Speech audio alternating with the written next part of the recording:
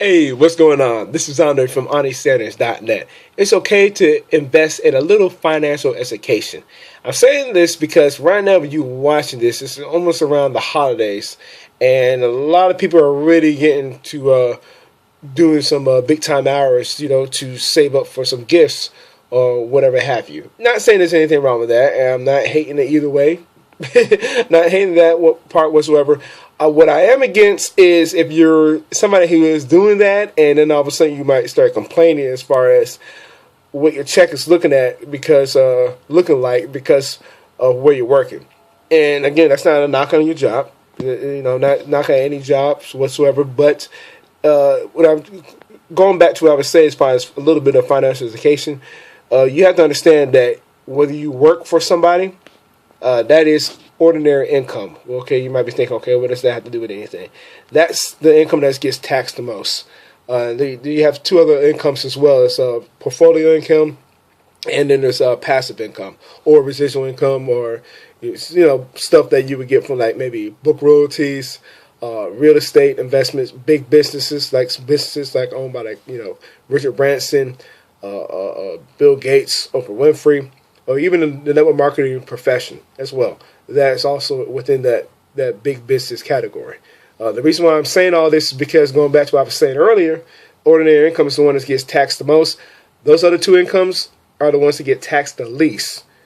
And you might be thinking, okay, why is that the case? Well, I know really for the passive income side is because you are, as a business owner, especially in that side, because I remember if you read a lot of Robert Kiyosaki's Rich Dad books, he always talks about the ES, the B&I, which is employee, self-employed side, big business owner side, and investor side.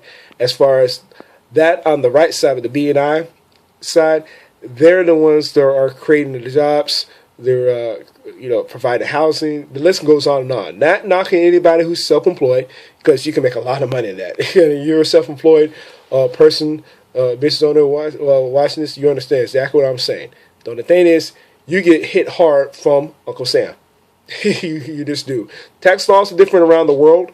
I'm not too sure as far as other countries, but I know United States, they do get hit real hard, and they get taxed the most out of that the quadrant I just listed a few moments ago.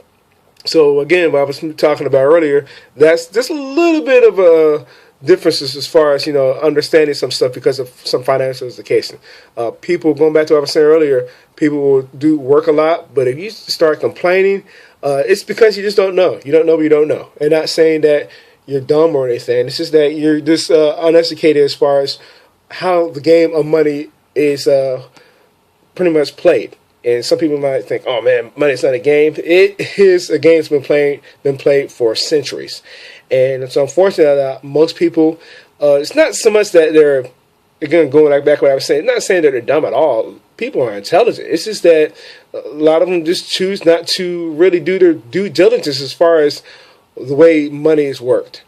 And that's something that I've learned basically being a home-based business professional the last few years. As far as like, oh man, it's just a huge eye opener.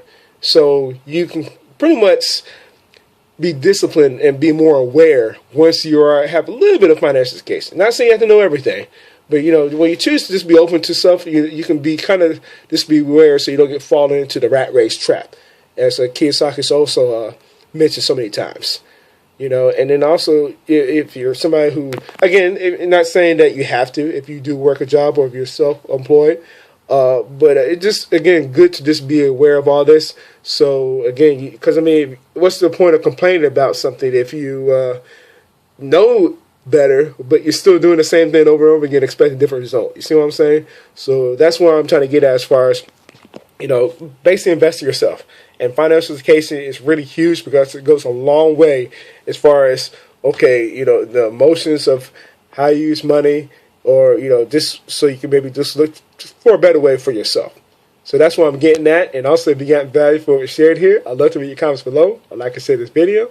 And with that being said, I will see you in the next video.